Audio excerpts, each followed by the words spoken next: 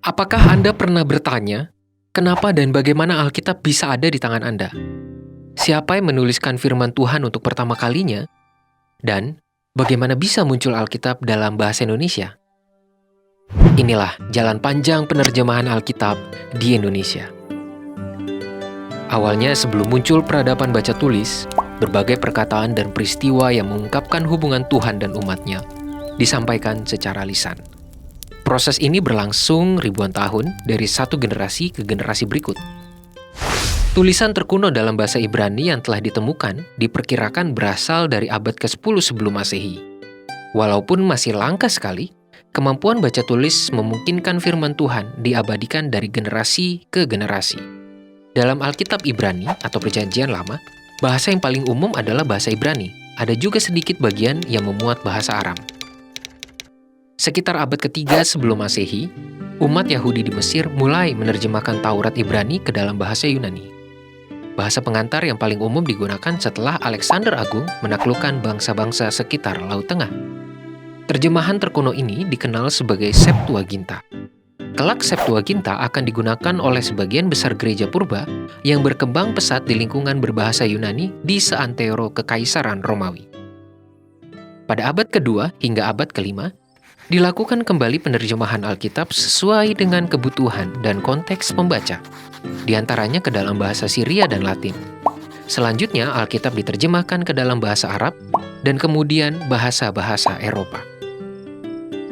Proses penerjemahan Alkitab akhirnya sampai di wilayah Nusantara. Albert Cornelis Ruhl, seorang saudagar VOC yang datang ke Nusantara, mengambil inisiatif untuk menerjemahkan Injil Matius ke dalam bahasa Melayu. Terjemahan ini diterbitkan pada tahun 1629 dan tercatat sebagai bagian Alkitab yang pertama kalinya diterjemahkan ke dalam bahasa di luar Eropa. Proses penerjemahan Alkitab di Nusantara tak berhenti sampai di situ. Di era kemerdekaan Republik Indonesia sejak awal tahun 1950-an, dimulai penerjemahan Alkitab ke dalam bahasa Indonesia. Awalnya dilakukan oleh para pakar dari luar negeri, namun sejak berdirinya Lembaga Alkitab Indonesia, tugas ini beralih kepada putra-putra Indonesia. Proses penerjemahan Alkitab terjemahan baru ternyata membutuhkan lebih dari 20 tahun. Menjelang akhirnya, Lembaga Alkitab Indonesia melakukan konsultasi nasional di Cipayung pada tahun 1968. Selain para utusan gereja Protestan, lembaga pendidikan teologi, para ahli bahasa, konsultasi ini juga diikuti oleh utusan gereja Katolik. Dengan semangat kebersamaan lintas gereja, akhirnya disepakati agar Alkitab terjemahan baru yang akan terbit menjadi Alkitab yang digunakan bersama-sama oleh gereja-gereja di Indonesia, baik Protestan maupun Katolik. Berdasarkan hasil konsultasi tersebut, Lembaga Alkitab Indonesia menerbitkan Alkitab terjemahan baru pada tahun 1974 yang masih digunakan oleh gereja-gereja di Indonesia hingga saat ini. Edisi Katolik yang memuat Deuterokanonika terbit tahun berikutnya. Lebih dari setengah abad telah berlalu sejak konsep Alkitab terjemahan baru dipersiapkan di era tahun 1950-an. Tidak dapat tidak, bahasa Indonesia pun mengalami perkembangan. Tidak mengherankan bahwa terdapat kata-kata dalam Alkitab terjemahan baru tahun 1974 yang sudah mulai asing atau bahkan mengalami perkembangan makna di masa sekarang. Perkembangan seperti itu mendorong Lembaga Alkitab Indonesia untuk memperbarui terjemahan Alkitab. Proses pembaruan terjemahan ini didasari pada teks-teks Ibrani, Aram, dan Yunani. Lembaga Alkitab Indonesia juga berkomitmen untuk tidak memihak kepada doktrin gereja atau kalangan tertentu, sehingga terjemahan yang dihasilkan dapat digunakan oleh seluruh gereja. Apa saja alasan utamanya?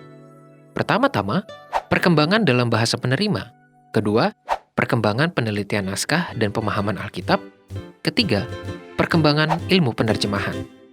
Mari kita lihat contohnya. Siapa yang menyangka dalam Alkitab terjemahan baru, misalnya 1 Raja-Raja 7 ayat 2, terdapat kata ganja. Sekarang kata ini dipahami sebagai narkoba. Padahal dahulu kata ganja dipahami sebagai bagian dari tiang bangunan. Jadi ganja akan diganti dengan balok. Bila terjemahan dalam Alkitab terjemahan baru terasa kurang jelas atau dapat menimbulkan salah pengertian, terjemahan baru 2 akan menggantinya dengan terjemahan yang lebih jelas. Misalnya, Nehemia pasal 1 ayat 8 di dalam terjemahan baru dituliskan, "Ingatlah akan firman yang kau pesan kepada Musa hambamu itu, yakni, bila kamu berubah setia, kamu akan kucerai-beraikan di antara bangsa-bangsa."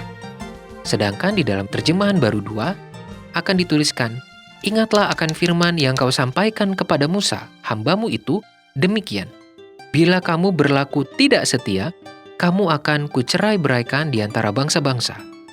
Agar istilah berubah setia tidak disalah mengerti sebagai berubah menjadi setia, padahal yang dimaksudkan justru sebaliknya, supaya lebih jelas maksudnya, terjemahan baru 2 akan mengubahkan berubah setia menjadi berlaku tidak setia, seperti contoh di atas.